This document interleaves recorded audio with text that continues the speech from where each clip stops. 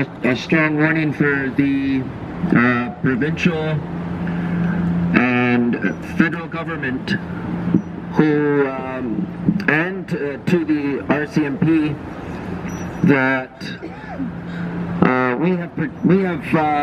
we have protection. We have a lot of protection. I want to warn you that young lady, Anushka, who just took she's my lawyer. So you be careful.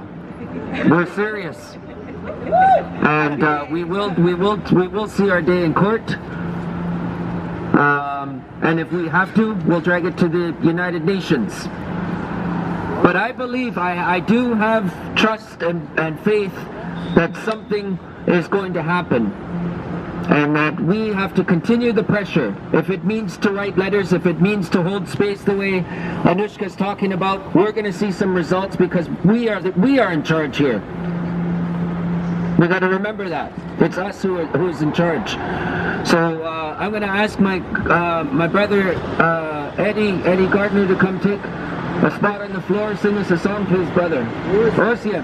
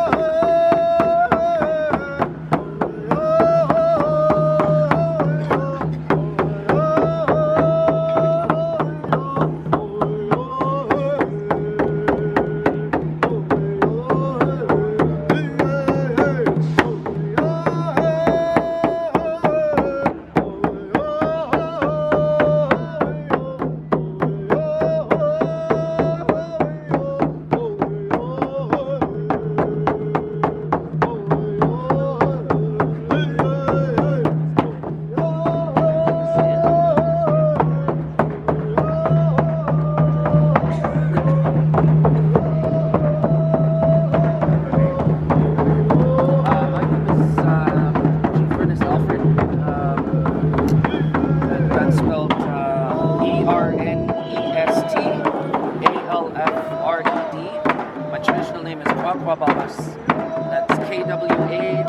K-W-A-L-A-S. What is our time?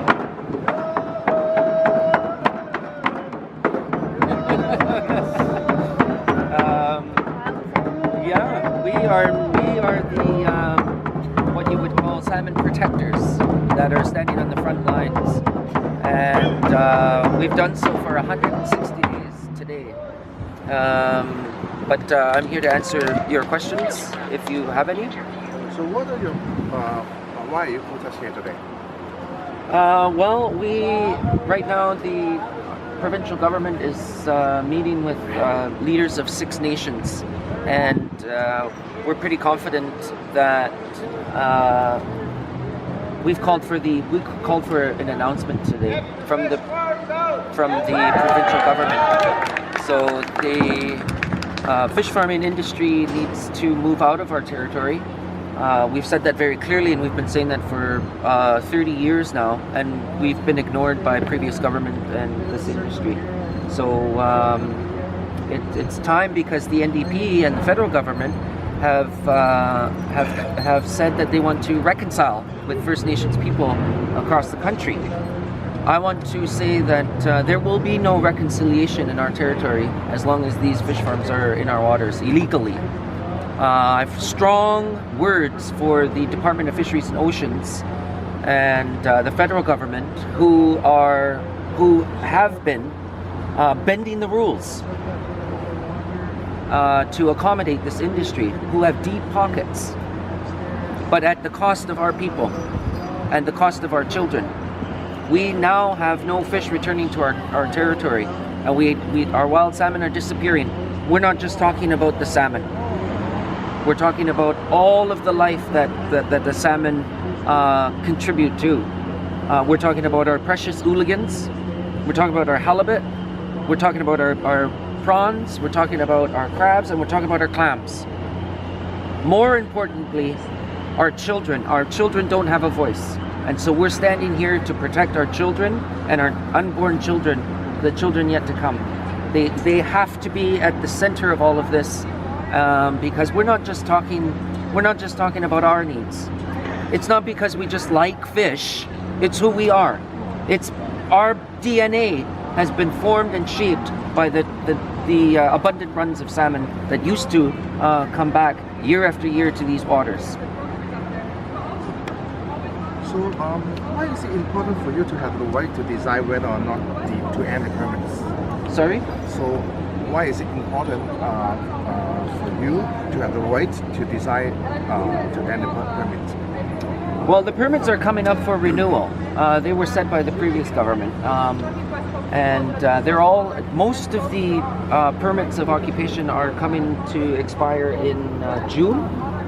And those permits, those farms were placed without proper consent.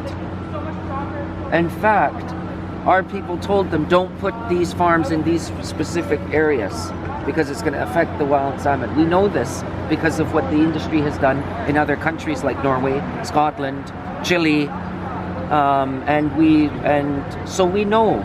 And because we are out of sight, out of mind, it's been allowed to happen. If you had put a fish farm here, it would not fly. It would not be okay if there were fish farms moved here into this water here. But why is it okay for us? Why is it okay? And because we live in these waters, and because we move along the water daily, we see the negative impact and the effect. Our people, the Numkris First Nation, for example, have proven that it can be done on land. We spent our own money. We've spent a lot of money proving to this industry that you can grow fish on land. You can filter it. You can, before it's flushed out into the environment, it can be done in a sustainable manner. That's sustainability. That I can back up. I'm not a fan of raising salmon because Mother Nature does it for free. But if we have to do that, why hasn't this industry in BC moved already on this already proven technology? And it is our territory. It is our right. We're allowed to stand there and say, no, you have to come and talk to us. The courts have decided that we are the ones in charge here, and that we need to be accommodated and consulted, and we need to sign saying this is our right.